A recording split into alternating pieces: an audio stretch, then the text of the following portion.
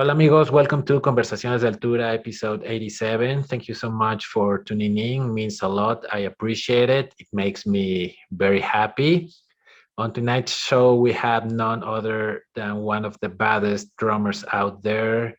He's a savage behind the drum kit, Mr. Dale Crover. I mean, this man does not need any introduction, so I'm just gonna let the podcast go. But I wanna say that he's one of the coolest, nicest people that I have had the chance to talk to. And that's always refreshing when you talk to someone that you look up to, and it turns out that he or she is very cool and very nice. So, Dale, if you're listening, thanks again for doing the show.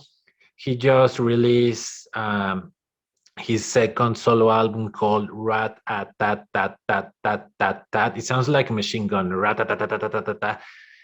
I was just trying to be funny. Anyways, it's a very good album. If you haven't checked it out yet, please do.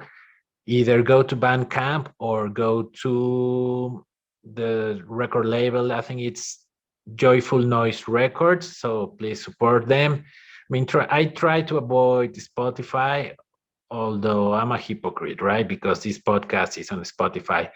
But if it's my friend's music, I always go to either Bandcamp or directly get the music from them. So, anyways, before I give you this amazing conversation, I I wanna give a shout out to my main man, Tony Aguilar from the band All Souls. Thank you so much, Tony, for making this happen. And if you haven't checked All Souls or if you haven't heard them, please do yourself a favor and go, like I said, to Bandcamp or directly to their website and support them with their music. So that's it, and that's that. Oh, I forget, the drill. Please subscribe to our YouTube channel. We have episodes in English. I mean, I know that most of our episodes are in Spanish, but when we feel like we need to practice our English, that's when we make episodes like this. So thank you so much, and please welcome Dale Crover. Hola amigos, bienvenidos a Conversaciones de Altura, edición de aniversario. Estoy muy feliz por el invitado que tengo enfrente. Ha sido algo que yo en lo personal he buscado mucho, así que sean bienvenidos. And now I'm gonna do the little intro in English. Welcome to the show, Conversaciones de Altura. I'm very happy because this is our third year doing this, and I couldn't ask for a better guest than the person that I have in front of me. Dale Crover, thank you so much for doing the show, man. It means a lot. Hey, thanks for having me, Joel. No, man, thank you so much. And before we started recording, we were talking about you living in LA. And before we dive into that, I want to hear, or I want to ask you about growing up in Aberdeen, or probably, I don't think you grew up there, but somewhere close. Yeah, no, I grew up there. Okay. I grew up there and lived there until I was 20 and then moved to San Francisco. Okay, and how was your childhood there? I ask because I'm always intrigued since I was a little kid. We were invaded by these American movies. So some movies Yeah. place in places like Oregon or Washington. And I always find it really interesting because it's so beautiful, and I've been lucky enough to travel around that area. I love it there, it's beautiful, but there's something, and I say this with a lot of respect, there's something creepy about it. Yeah, well, yeah, right. Well, have you seen Twin Peaks before? And like, you know what?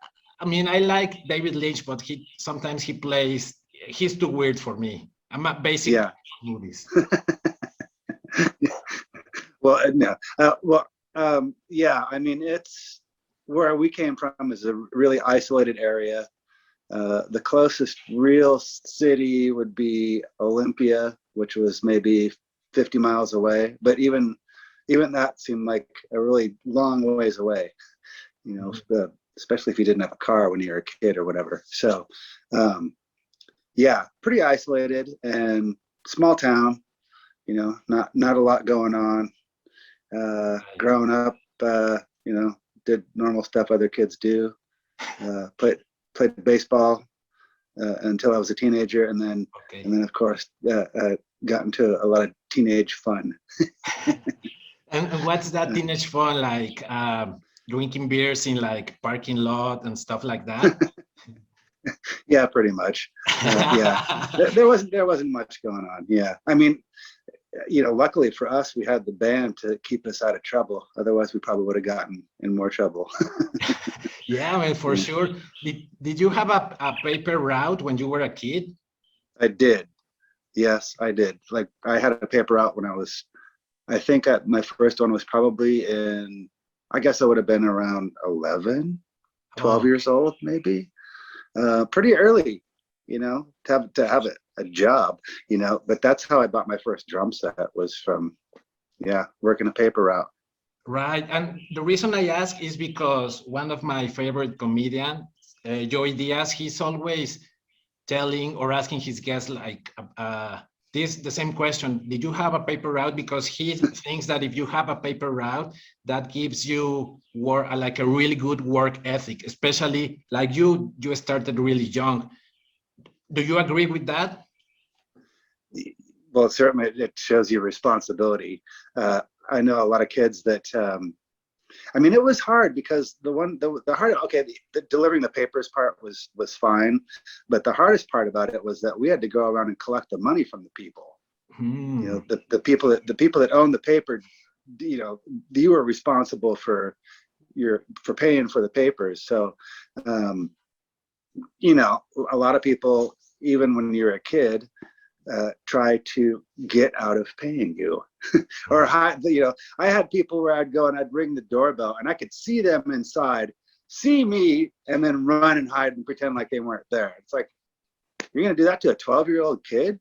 Yeah, what the fuck? Like that's so weird, man. But did you have any issues maybe with your, I don't know how it goes in the States, but with your bosses, or like, oh, this guy didn't pay me? Or no, I mean, well, my parents are really good about taking me, like, okay, we'll help you go collect money from these people if we have to. So that, they kind of prodded me into taking care of the job and not being lazy about it. Right. Yeah, that's awesome, man, because some of the things that I appreciate a lot about the Melvins especially is that you guys have an incomparable, is that the word? Work ethic. Yeah, thank you.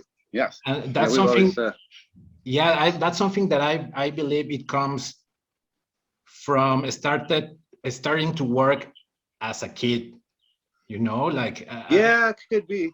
But I think also we realized pretty early on that we were going to have to work hard to make it work.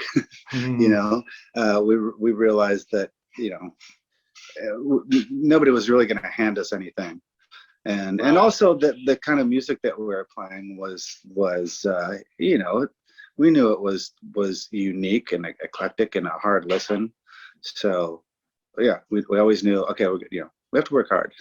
Right, for sure, man. And now that you, sorry. And just also too, that we didn't want to have regular jobs.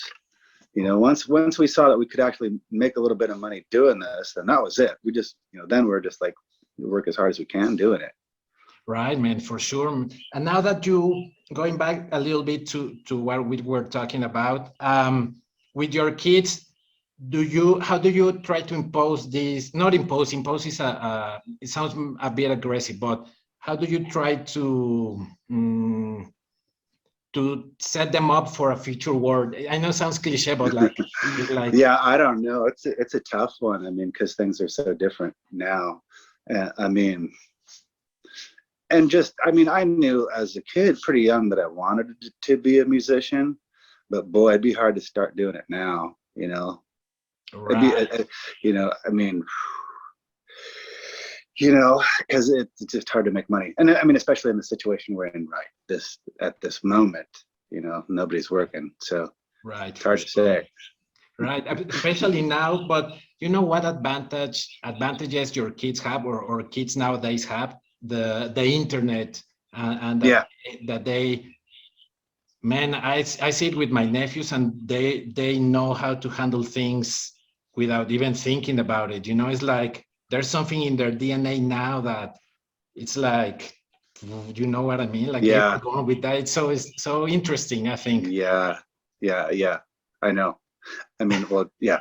Just think of how far we've come since the internet's been around, you know, and how it's crazy. So just thinking about when my kids get older, the stuff that they'll know and you know, it'll be completely different. Cars will drive by themselves and all kinds of crazy shit. Yeah, they already do, man. It's I crazy. know.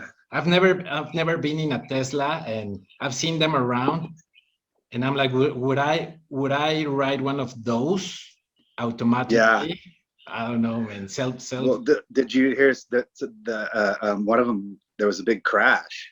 Well, Oh no. So, yeah, I can't remember where it was. I read about it someplace where, yeah, I guess. So I didn't really know this, that Tesla has software that you can make it pretty much drive by itself. So, but you're not really, you're supposed to be sitting in the driver's seat in case anything goes wrong. Well, there was a guy in the passenger seat, and the guy in the back seat, and the car completely missed a curve and rammed right into a tree and exploded. And then the fire department actually had to get a hold of Tesla to find out how to put the fire out. No shit. Yeah. So it's kind of a setback, I'd say, but you know, someday it's gonna happen. Yeah, no, for sure. I mean, it's part of the process, right? I mean, unfortunately, yeah, I guess so. To these people, it didn't go well, but it's part of. Well, they were taking their chances, because you're not supposed to do that. Oh, yeah, exactly. There you go, man. Right. So now I would like to talk a little bit about. So you were in Aberdeen, and then you moved to San Francisco, and then LA. What was it about LA? Because I mean, your band is a no bullshit band, and LA is filled with BS, with a lot of BS. You know. Well, do you agree with what I'm saying? It is filled with BS, right? Wow, you know, I suppose so, but we never really see that side, you know, or run in the circles of people that would be weird or whatever. I don't know. I mean, it's hard to say, because like Buzz has lived down here longer than me, and you know, I that's kind of one of the reasons I ended up moving down here. But also, you know, I met my future wife, and we decided to move down here. Oh, okay. So that was one of the reasons. But I even before I lived down here, I'd spent a bunch of time, and you know, it's like it's really big. Obviously, like, you know, Mexico City is very large as well, but you know, people kind of only see the surface of things here. Like people in San Francisco always said like, oh, LA, it's so fake and plastic, and it's like, I suppose if you run around with the Hollywood crowd, then yeah, you would think that, but I never did. It was never my scene. You know? I mean, yeah. So I don't know. You know, it's a big place, and you can hide out. And I mean, even where I live doesn't really, you know, feel like the city at all to me.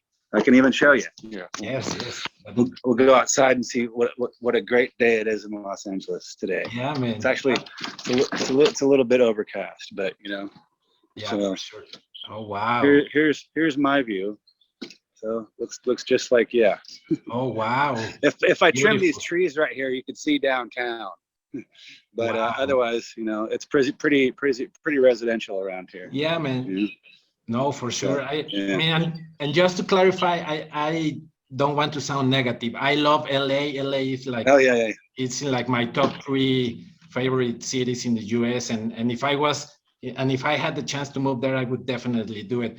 But having said so, up here, not so many. It's changing as well. Sorry? Yeah, it's changing. As I said, it's changing here as well.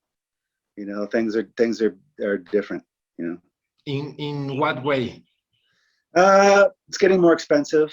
You know, it used to be kind of a cheap place to live. yeah, there's a pretty bad homeless problem here that really needs to be taken care of. Yeah, I heard about that. So yeah, and that keeps getting worse. And so that's I think that's probably one of the biggest problems that we need to concentrate on here and trying to figure that out. I mean, I think a lot of people come to Los Angeles. I mean, the weather's nice here, so it's easy to be homeless. I mean, that might be one. I think people kind of are drawn here because of that, you know, or gravitate here. Right. Yeah. No, for sure, man. I mean, it's either that or move to somewhere where it snows 7 months a year, right?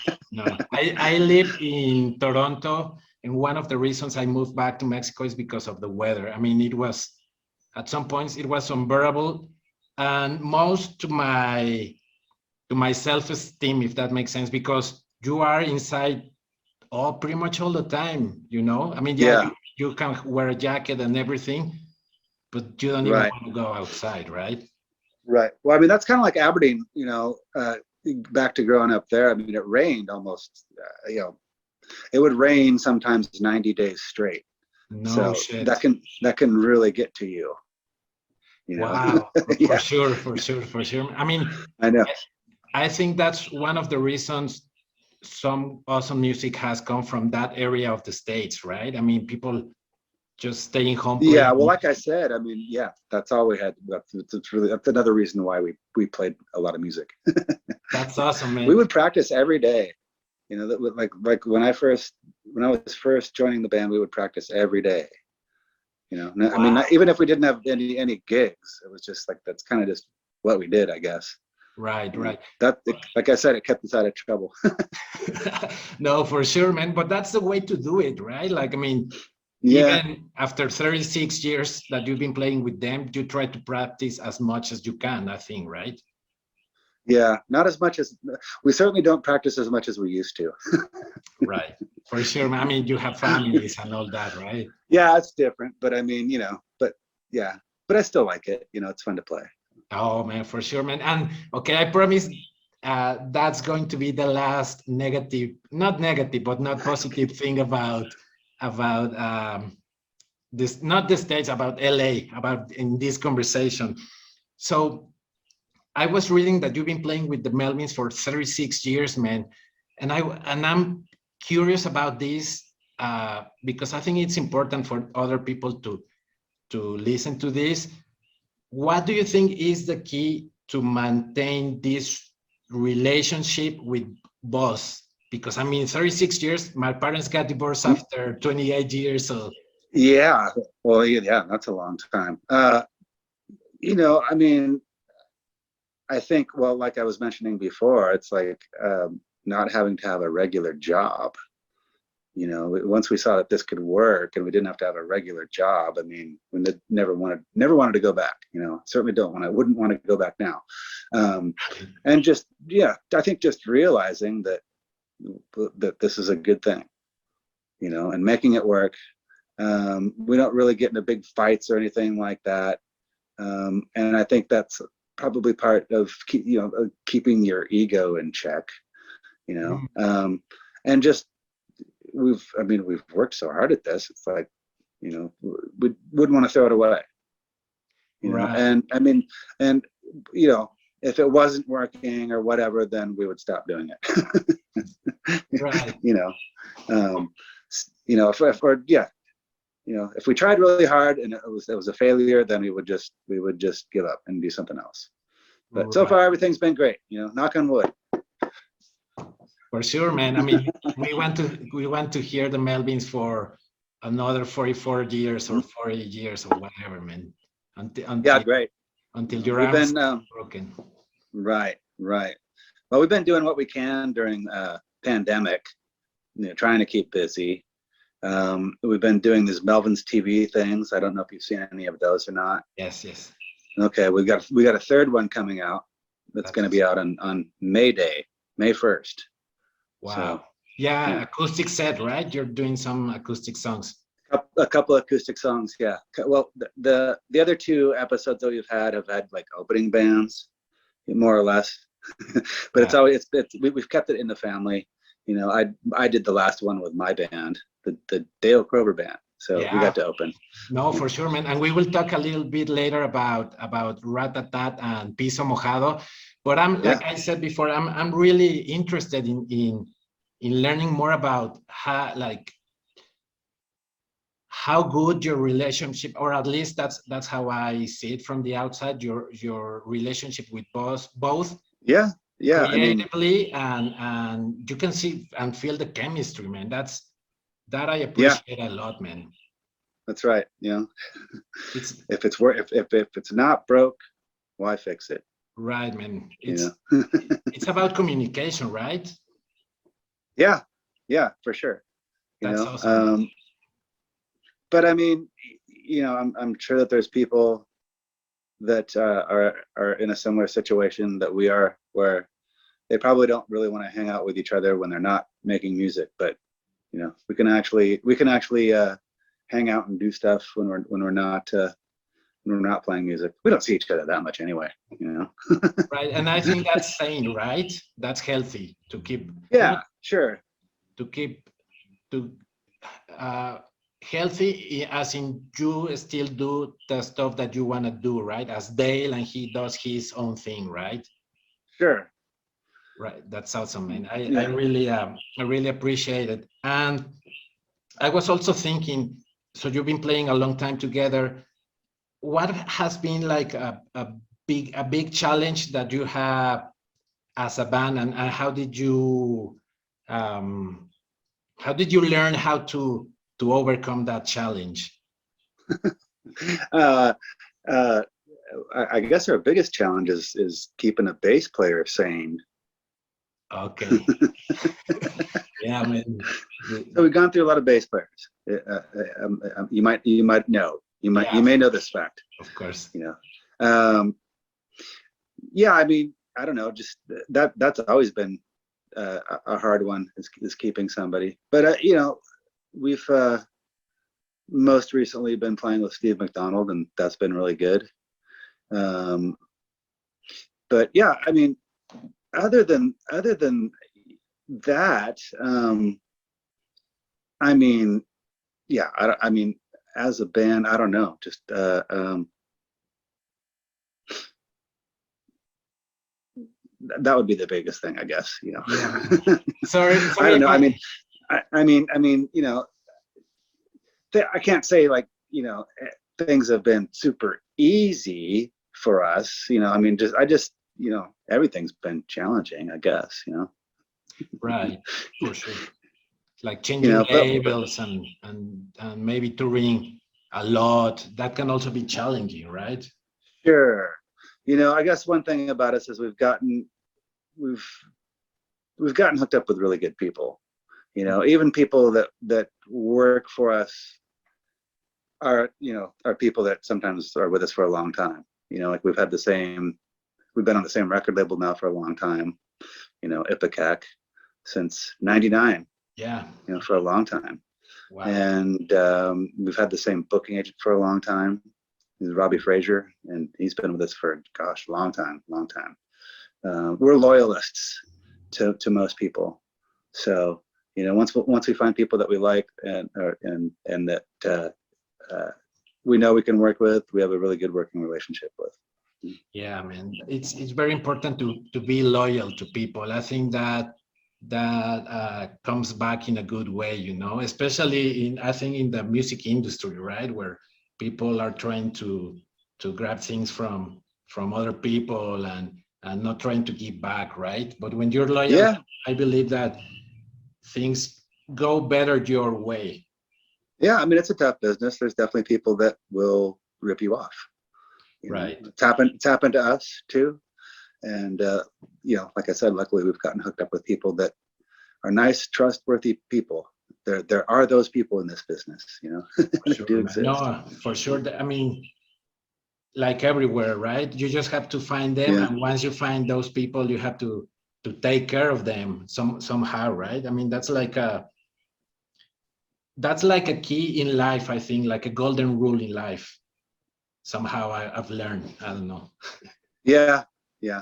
Yeah. But it's really fascinating, man. Like I seen bands in Mexico that they've been playing together for the longest time, but like you said, they travel in different buses or in different planes, and then you go see their shows and you don't see that chemistry. Yeah, they play the hits and they're great musicians, but you just don't feel it, and there's something weird about that, man. Yeah. You know. But yeah, I mean, yeah. But It is a total communication. yeah, for sure, man. And I mean, we humans are really weird. Like everyone is really weird. So maintaining those relationships, man, you got Yeah, to do it, totally. right? So okay, let's dive into. Everybody is weird. You're right. Yeah, man. I love it, man. I mean, especially musicians, for sure. Especially, especially people that seem super talented. It's just like some of the strangest people. I don't know why. Yeah, man. But I mean, but you guys are really talented, and I'm not trying to, what's that saying, blow up smoke? Is that? Yeah. You know what I mean. But, but you seem like normal dude, someone like I can go and visit you and go grab a beer. I don't drink, but we can go grab a beer and talk about life, Sure. but there's people that I've met that they're they try to play. They're trying too hard to be weird. Yeah. And that's when it gets tricky. So now let's talk a little bit about Rat-A-Tat-Tat. Did I say it right? You did. Okay, I had a hard time saying that word. So when you record, or when you more than record, when you write music for your solo stuff, what's your mindset behind, or how do you approach it? Because it sounds so different from your other stuff, man.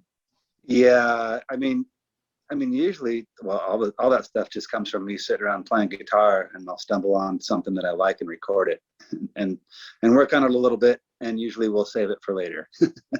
Oh, okay. So, I collect a bunch of riffs and then turn them into songs eventually. And it seems, I'll if I keep playing something or something sticks in my head, then I know I got something. But then I'll always have to ask, like, either Toshi, the guy who records this, or my wife, or whoever else. I'm like, does this sound like something to you? What's this? What is this song? Does this sound like anything? And if they say no, I'm like, okay. Wow. So I didn't subliminally hear it someplace else, as far as I know.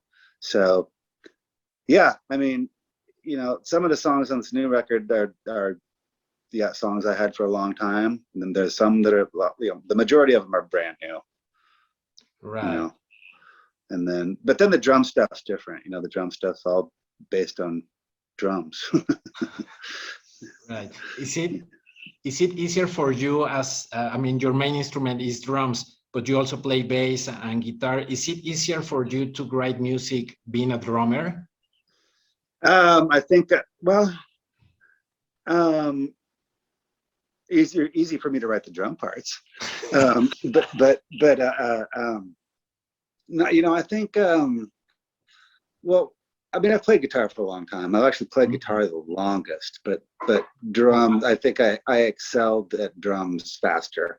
And also realized early on that there weren't any drummers. It was all guitar players. So somebody's got to play drums. Yeah, for sure. But I think once I had a band when I lived in San Francisco that I formed called Altamont. And once I started playing with another drummer, that really helped me. It helped me as a drummer, but it also helped me figure out, songwriting. It's like, oh, okay, maybe understand things a little better. Yeah. For sure. So I don't know how to describe that other than just like seeing the other side of things, Right. Sitting in the other guy's chair for a while. Yeah, man. So no, sorry. Go ahead. Yeah, that was it, really. you know. But yeah, that definitely helped. And but you know, it's always something I've toyed around with. Like I said, I've played guitar for a long time. So but just you know, I don't think I really started writing a lot of songs until I formed that band. You know, I had some, and there was certainly like Melvins did those Kiss solo records, the ones that look like Kiss solo records, right? You know, a long time ago. So, you know, I guess since around then, since before then, I guess I would mess around with like a 4-track cassette that I had and write songs and just kind of make my own demos. So yeah, that's the beauty of doing your things your own way, right? Especially, I mean, I ask about how easy it is for you to being a drummer and then write songs and play guitar, because I myself, I'm learning to play bass and I'm finding a bit hard to think about rhythm. But then I've been talking to some drummers that I admire, and they're like, well, you have to think in rhythm first, like come up with a rhythm, like how would you imagine the drum would be, right? yeah, sure, yeah. Do you play any other instruments? Guitar. Guitar. Yeah, but I don't play drums, and I want to learn how to play drums, even like Yeah. tupa, you know. Yeah, you know, it's good to learn. You know, I think you know, you know, being a musician, I think it's good to learn, you know, the other instrument as well. You know, Right. I would think, I always kind of say the ultimate instrument to learn would probably be piano, you know, because it's super percussive. I mean, it's there's so much drumming in playing piano. Right. You know, I can play a little bit, but you know, I just kind of like, you know, play little parts or whatever. But I realized doing it just like how much it is related to drumming. For sure, man. And the thing with piano, and I don't know if you agree, is that you can, like you said, it's percussive, but at the same time, you can come up with melodies, and I think that's really important, right? Like even like I don't know, a short melody, but once when you have a melody, boom, the whole world opens. Yeah. I think, you know, the way I play guitar too is really percussive. You know, I'm always thinking of like, you know, I don't know, I'm playing drums on the guitar. yeah, that's awesome. And you can, I think you can tell a little bit of what you said. Like, okay, he's trying to do drums in guitar. That I mean, I especially now that I'm learning how to play bass, when I hear stuff like that, or stuff like Helmet, I think Page's sound is percussive as well. So that's now my thing. Like I'm going towards that now. Like, okay, I get it now. Yeah. So we're talking about drums and your drumming style. How do you think you came up with your own style? I mean, I know there's an amalgamation of influences, but that come consciously, or you know what I mean? Like, did you say, okay, I want to play something different? I know I love the guy from Kiss, the guy from Zeppelin, from The Who. Do I want to mix this, or did you just went for it? Oh, it's totally like that. But I mean, even just playing in the band, you know, I mean, the Melvins shaped my drumming, you know, for sure. And you know, Buzz being a songwriter too, like one of the things, you know, we're talking about like being able to communicate and be on the same level. It's like, you know, he'll go. I mean, since he's a songwriter, a lot of times he'll be thinking about the drums, and he'll say something like, you know, play kind of like how the drummer from Gang of Four would play this. And it's like, oh, okay. So then he'll give me an idea. You know, he doesn't always have, like, sometimes he won't exactly know how he wants the drums to go, and I'll come up with something, and that'll influence him to change something else and make the song. You know, you never know. But yeah, I mean, we, you know, definitely it's easy for us to like communicate that way, you know. But yeah, I mean, certainly, and then just, you know, obviously like the earlier Melvin stuff, being really heavy You know, we were in, you know, the band was obviously into like Black Flag and things like that. But yeah, I mean, there's always certain drummers that will say, you know, like when we're writing a song, you know, Buzz will say like, yeah, kind of play, you know, what would Clem Burke do here? Or you know, or we really like the Miles Davis drummers, you know, some of those guys, you know, you know, like what you know, play what would Jack DeJohnette playing in 70s Miles Davis record, what would he, you know, play a pattern like he would play. That is specific. Yeah. I mean, you know, I mean, I could even tell you like the song Evil New War Guard, that whole intro, just the drum intro, it was like Miles Davis, you know, it's like, okay. And that's what I came up with. So did you say something like, okay, yeah, it sounds good, like Miles Davis in the 70s, but what if I play like, I don't know, the guy from Dave Lombardo in Raining Blood? Would you say? Oh yeah, sure. Would you say something back to him? Do like a combination. You mean if I said that? Well, no, I mean like if boss asked you like play something like, I don't know, like the guy from Gang of Four, and then you're like, okay, right, I'm gonna play that, but what if I play something like in Lombardo style? Oh sure, yeah. I mean, yeah, that would work, of course. I mean, well, you know, that song I'm talking about in particular, right, is one that we wrote when we had the Big Business guys in the band. Oh yeah. And we worked really hard on drum parts, all of us, when, you know, and I mean the whole band, like how the drums should go when we were working with those guys. That song in particular, I remember I would say that's probably one of our hardest songs. You know, hard to play and sing at the same time, which I do parts of. So, and also I'll play drums, you know, or play something a certain way I think it should go, and then, you know, sometimes it'll be the obvious thing, and we'll go, no, it shouldn't be the obvious thing. You know, do something, you know, put a fill and start it here. You know, not on beat, start it in the middle of this phrase, you know, and then end it here. So yeah, we're really, you know, some of that stuff's very, very meticulously thought out. Yeah, man. I got the chance to see you 2 times. Once here in Mexico with Cody, and once in Toronto it was the Melvins Light. Oh, okay. And it sounded amazing both times. But I'm really curious about, and I wasn't going to ask about this, but you brought it up, and I'm always fascinated by you and Cody playing together. I've watched a lot of videos, and how was that process? If you can talk about that, because you're playing different things, but at the same time it matches, and you keep in the same beat, the same rhythm. Yeah, like magic. Yeah. Well, we practiced a lot. That's the key, right?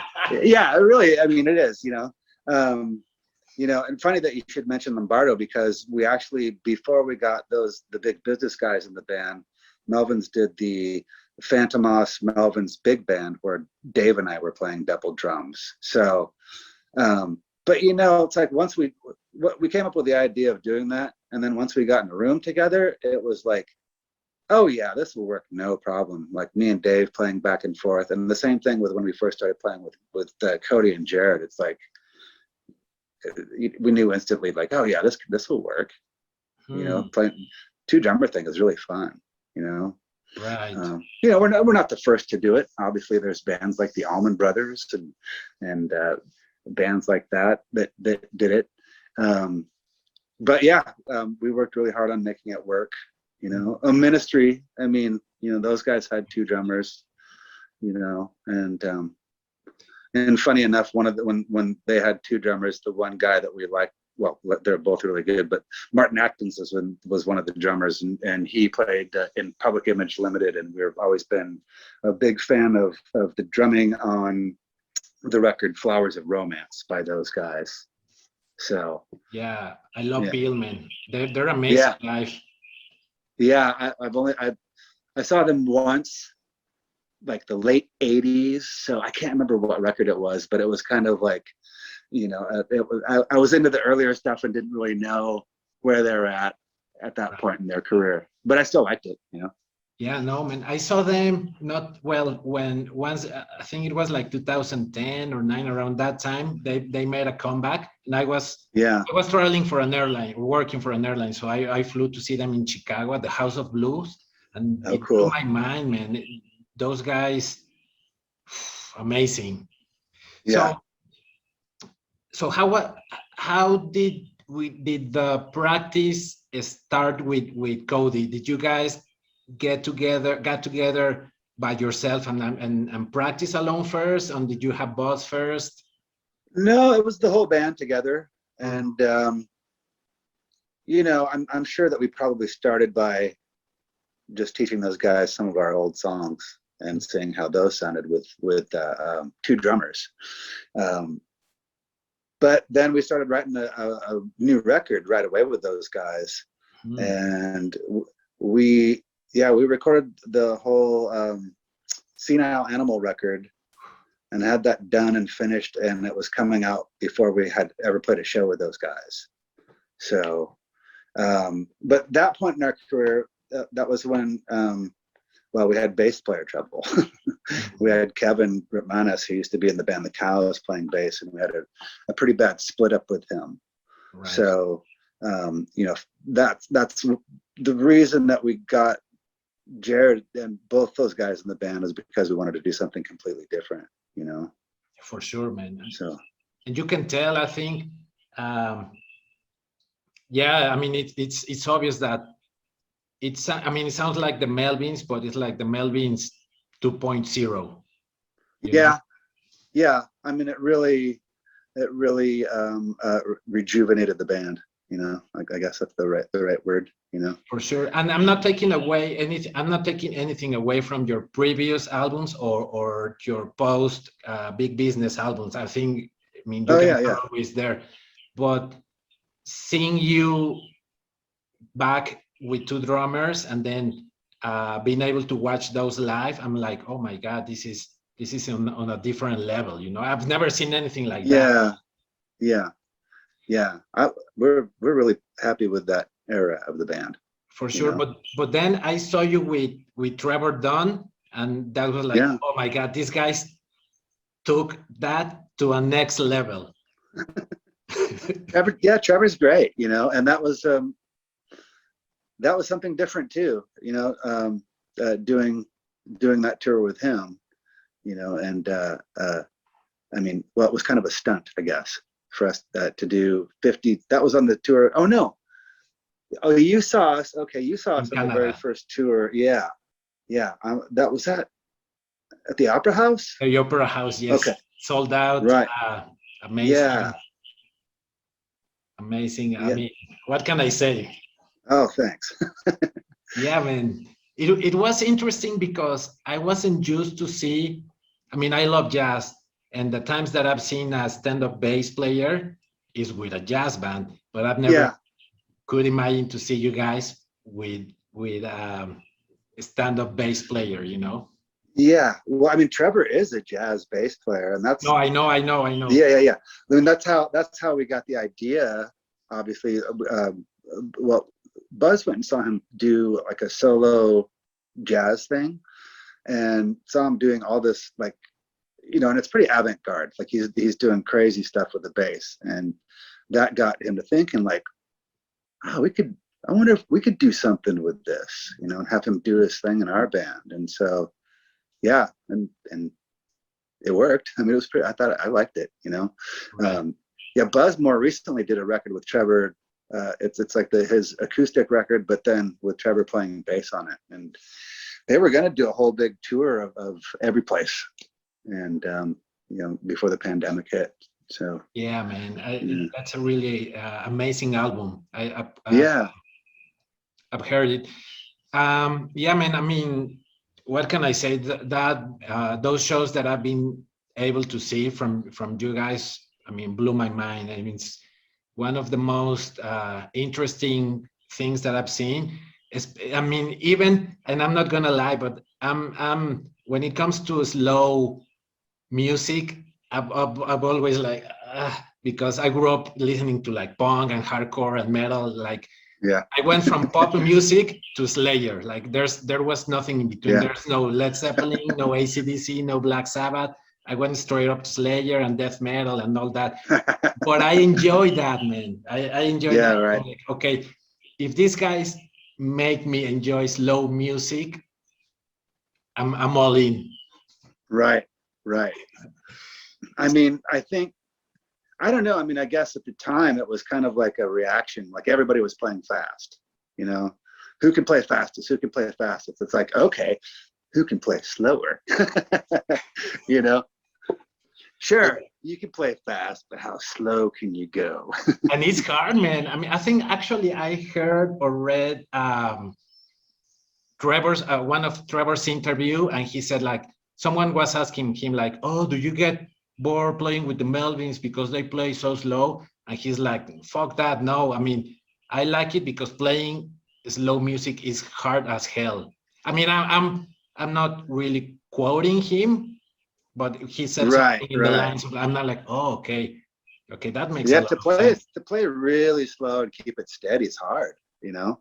It's, well, you can play fast and keep it going, and it's no problem, you know. But yeah, try to play slow and steady. It's harder. Yeah, I mean, I can tell. I mean, it's like, okay, so when's the next note coming? You know, and Yeah. there's like a 3 minutes, like I don't know, 3 minutes of feedback, or I don't know. You know what band I would love to see is Leap, because those guys are very slow, right? Like, Oh, loop. Yeah, right. no, Sleep. Oh, Sleep. sleep. Yeah. Well, they've played Mexico City, haven't they? Yeah, they play, but you know what? You know what? I don't like going to festivals. I get overwhelmed with people. Oh, they played a big festival down there. Yeah, Yeah, I mean, sorry, go ahead. Oh, they got huge. You know, it's crazy. Yeah, man. They play a big festival, and I heard it was amazing. I bet it was amazing. But yeah, I mean, and I know myself, and I know that I get really overwhelming, like big crowds, and I don't enjoy it. You know, Yeah. there's always the guy talking behind you and speeding, and the guy throwing beers. I'm too old for that shit, man. Yeah. So, Yeah. I know what you mean. yeah, man. So, now let's talk about something that I don't think I've heard you talk before, or not a lot. You have this production team with Toshi, who shout out to Toshi, one of the nicest dudes ever. How did that come to be? Deaf Nephews, right? Yeah. Well, we met Toshi. Wasn't too long after I moved down to Los Angeles. He worked at this studio in San Fernando Valley called Hook. And he was the house engineer there. And we met him through the Tool guys, probably Adam Jones from Tool, because Tool had used that studio to do probably Adam's guitar overdubs for one of their records. So yeah, we met him through Adam. And once we were ready to do another record, we were looking for a place to do it around here, and I think Adam even suggested it. And I remember we went to the studio, and we're loading in, and Toshi's like, "Oh, okay, so who's engineering?" And I'm like, "Well, you are, aren't you? You know how to run all this stuff, right?" He's like, "Yeah." So he's used to, most bands that come there would bring their own engineer or bring their own producers, and we didn't have, it was just us. And oh wow. And yeah, and that was our first record I did with him was Hostile Ambient Takeover. Okay. And from there we just became friends, and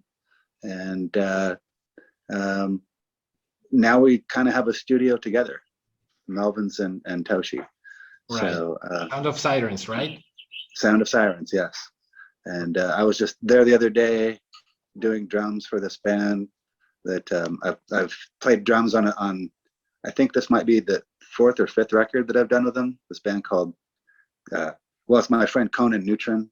Oh, okay. Conan Neutron and the Secret Friends. And so, I think I've heard that before. Yeah. Toshi's kind of the producer, and then I provide the drums. Okay, but you still call yourselves like a production team? We've done the Deaf Nephews. We've done a few bands, right? You know, nothing too recent. Man. But so now that you have this production team and you've been working with bands, what do you think is the role of a producer?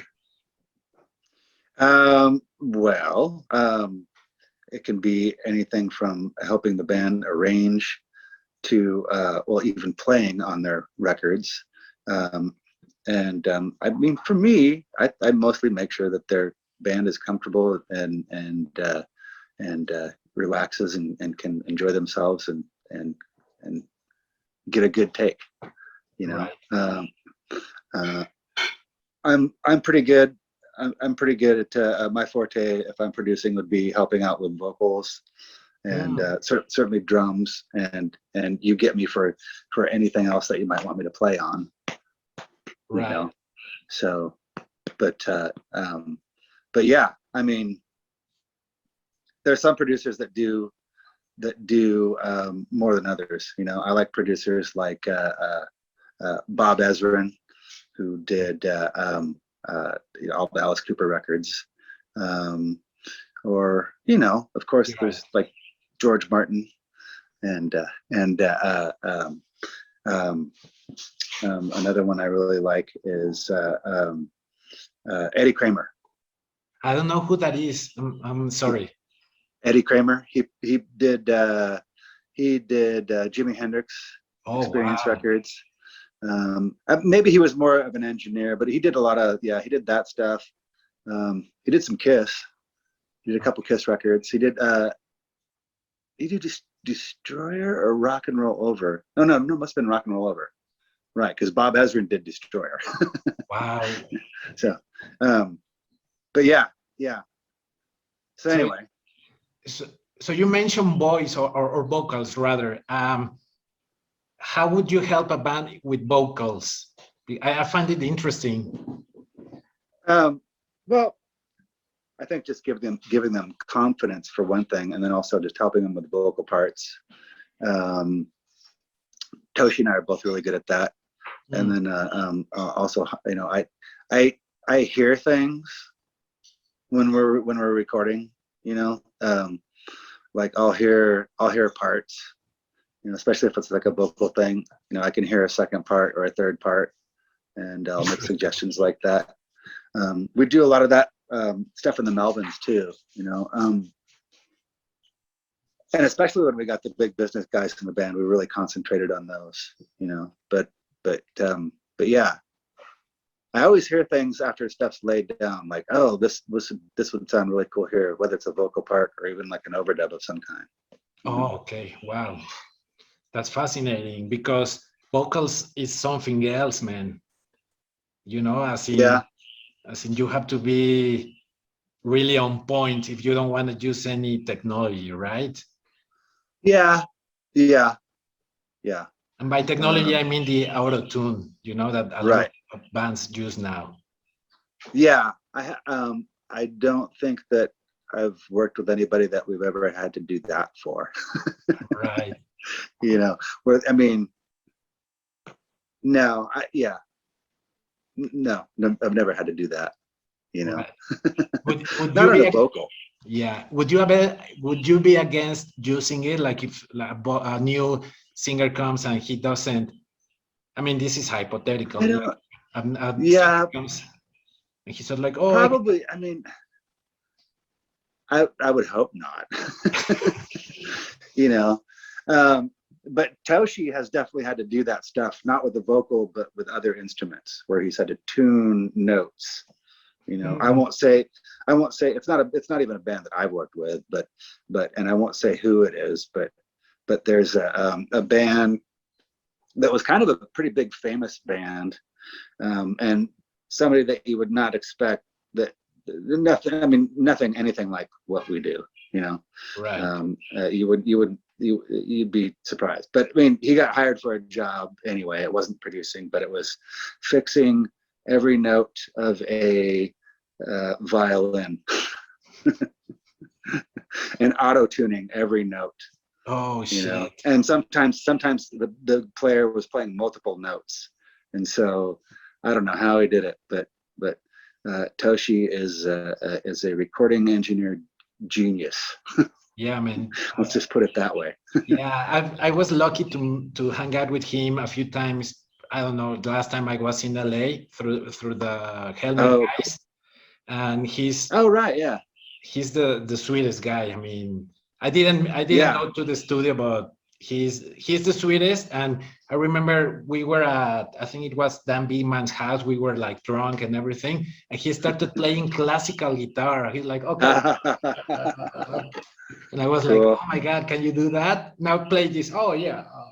But he was doing something that's difficult, not something like something like really technical. And we were like, oh my God, he can do that. That's so awesome. Yeah, he's a good player too. You know, he plays piano too, and guitar. He's in my solo band when we play live. Yes. So and recording as well. So but yeah, he's great.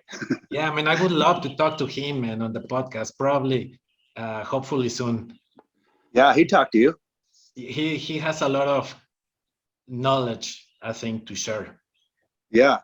He's a fascinating guy. So how are we on time? Do you have time for another question? Sure. Okay. Thank you, man. I really appreciate it. So something that I really, one of the things that I like about the Melvins is your sense of humor. Has it been hard to keep it like that? Because, you know, there, like I said before, no? That comes naturally. Okay. Yeah, I mean, I know what you mean. It's always been there. And I mean, it's just like, you know, the name of the band is kind of a silly name to begin with. So, you know. Right. Yeah, I mean, I didn't want to use the word silly because it can have a bad connotation, but silly is also a good thing. I consider myself a silly person, you know? Yeah.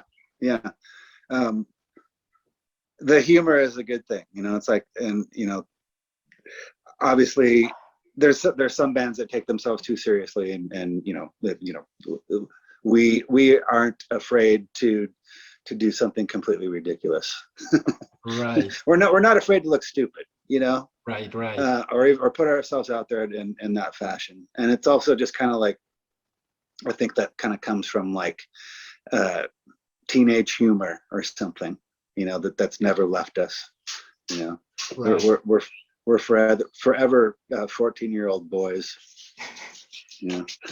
We have to keep it like that, man. I mean, it's funny. Well, not funny. I mean, I guess it's funny, but now that every time that I turn, like I become older, I come to realize how important it is to laugh about yourself and to be able to make fun of yourself, you know? Yeah. You can't be, oh, I'm so cool all the time, you know? Why would you do that? That never would have worked for us. No, man. And how did the idea of costumes come to be, especially with like with the big business guys?